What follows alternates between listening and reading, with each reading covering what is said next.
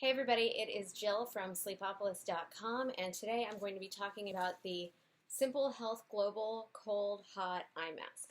What makes it a cold hot eye mask is that there is this little plastic insert. It kind of looks like a gel insole that you would put in your shoes, and you can see it kind of, the filling squishes around. So what they say in the instructions is that you can put this in hot water for 8 to 15 minutes if you want it hot, or you can put it in the refrigerator for 30 to 60 minutes if you want it cold.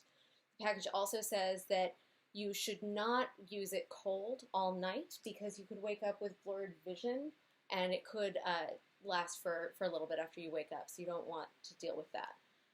I have tried it both hot and cold, so I'm going to tell you about both of those experiences in a couple of minutes, but first I just wanted to tell you about a couple more features of the mask.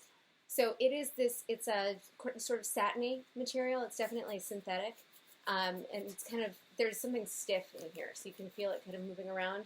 My guess is that's to keep this little gel pack from slipping around when you insert it in. You know that by now I also look a lot at the straps on these masks. So this is an elastic strap. It has a slider adjustable, kind of like a bra strap. And so it's easy, it doesn't get stuck in your hair like Velcro would, but it also allows you to tighten it up, unlike some of the masks that don't adjust at all. So I'm going to move the camera over, I'm going to lie down on my side because that's how I sleep, and I'm going to tell you about my experiences with the mask, both hot and cold, in just a minute. As you can see, I'm now lying on my side, and don't be surprised if one or more of my cats makes a cameo because they seem to think that it is bedtime instead of filming time. So lying on my side, I put the mask in the refrigerator for about 45 minutes before I started filming this. And I have the gel insert in here, and the first thing that I notice is that a lot of the gel has shifted over toward the left, so there's more pressure on the left side than there is on the right, which is a little weird. When you're trying to do therapeutic pressure, you really want things to be balanced. So that's a little uncomfortable. Otherwise, this actually isn't too bad for sleeping on my side. Like, the mask itself is not pushing into the pillow. It wraps nicely around my face. It's thin.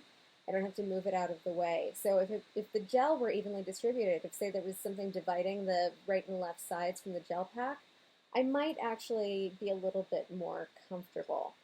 I am having a couple of problems with the strap. Even though it had that slider to adjust it, the elastic on the strap is so stretchy that as the weight is being distributed through the mask this way, it's causing the strap to kind of force the whole mask over, so it's not just the iPad, the gel pack itself. This is a mask that sits right up against your face. I cannot open my eyes in this mask, which is fine if that's not a feature that you're looking for. However, I've mentioned before that I often nap during the day and don't want to have to worry about redoing my makeup, so we'll see if that's a problem when I take the mask off. One other thing that I wanted to mention while I've got the mask on with the cold pack in is that it is very cold.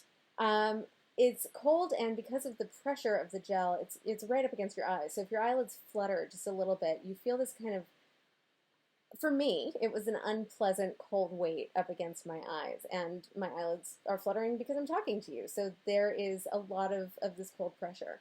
I should mention that before I started filming, I decided to lie down for a couple of minutes on my back with the cold pack on. Because they don't recommend that you sleep with the cold mask, I figured I would try to see what it's like when you're just going to lie down and relax for a little bit. So on my back, the pressure was more evenly distributed between the two halves of the gel pack after I smushed the gel down a little bit.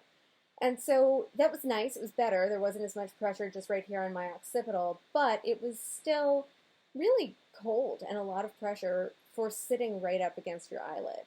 So that was not a horribly unpleasant experience, but not my favorite of the masks I've tried on.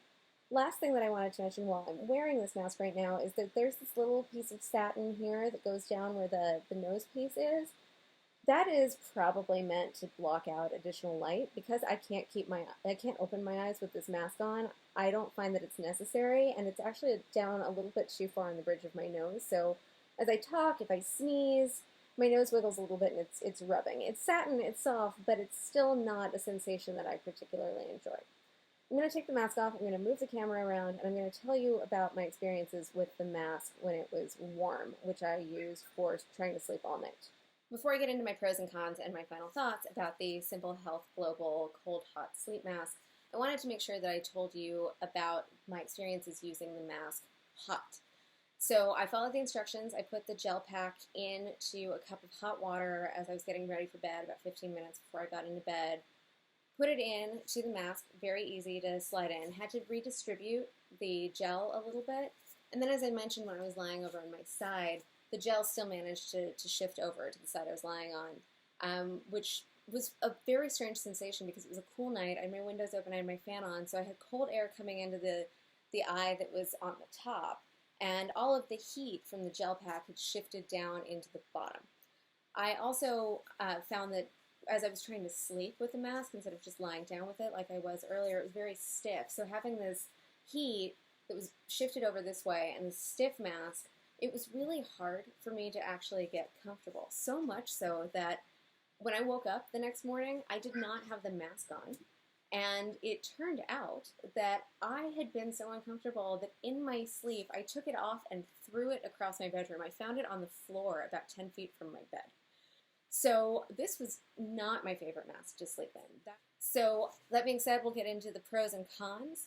Pros, this guy comes with a little carrying case. I've mentioned before that because I have 4 cats, some of whom may or may not be making an appearance in this video, with 4 cats, there's a lot of cat hair and cat dander in my house. And that means that there gets to be a lot of cat hair and cat dander on the sleep masks. The case means that when I take the mask off, I can put it in the case, keep it away, and the cat hair that is in the environment in my house just clings to the outer lining of the bag, not to the mask itself. So it saves me time from having to decatify the mask. Also, because the mask is satin, it's an artificial, it's a polyester, but because it's satin, the cat hair isn't sticking to it the way that it is on some of the masks that are fleece or cotton, or the masks that have the foam lining. So that was nice. I also, I talked before about I'm a fan of the adjustable slider strap. I like it so much more than Velcro. It doesn't get stuck in my hair. So really, really appreciate when sleep mask makers are thinking about how they can make things easier. That being said, on the con side of things, the weight of the mask with the gel pack meant that the elastic was really stretched to its limit, so I had to keep tightening the mask to keep the mask from shifting over. Another con I just discovered as I picked this mask up to talk about the strap, the gel pack slides out very easily. I'm just holding it upside down and you can see it. There you go. So if you're lying down, that's probably not a big concern, but if you're carrying the mask from room to room and you pick it up from this end instead of from this end, you might lose that gel pack without realizing it. And at that point, you just have a kind of standard issue sleep mask that's not that much nicer than what you get when you fly on an airplane overseas. So something to be aware of if you get this mask is to keep an eye on the gel pack, or just make sure that you always carry the mask in its travel case. Another con, I just talked about this. I was extremely uncomfortable sleeping in this mask. I started off with it warm. It didn't stay warm that long, so by the time I fell asleep, it had cooled down enough. But while I was sleeping, again, threw the mask off my face, like flung it off because I was so uncomfortable with it. Something to be aware of, not everybody sleeps on their side. Not everybody has as much of a problem with having things right up against their face as I do. But at the same time, there are other blindfold-style masks that I've used and I've loved, and they haven't been a problem for me. So on the whole, final thoughts, the Simple Health Global Sleep Mask, kind of a nice thing to have around if you just want something to help you unwind and relax at the end of the day. But I do not recommend sleeping in it. I did not have a good experience. Even taking this out and trying to sleep with it just as is, it's really stiff. There are other masks on the market that are much softer, that are made of non-synthetic material, so they're more breathable. I just was kind of disappointed in this guy. So for my full review, you can check out sleepopolis.com, and I will see you guys with another review soon.